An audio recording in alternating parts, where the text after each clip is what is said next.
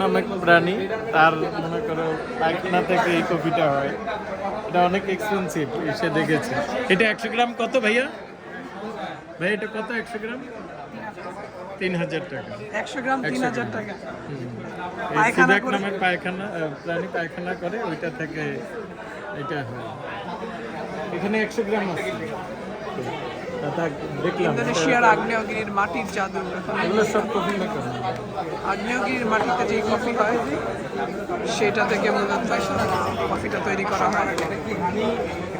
আগ্নেয়গিরির মাটিতে হচ্ছে গাছ লাগানো হয় সেইটা থেকে।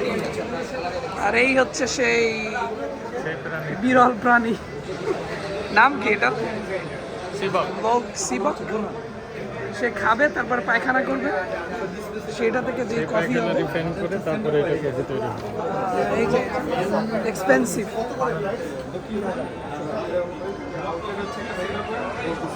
এটার দাম কত?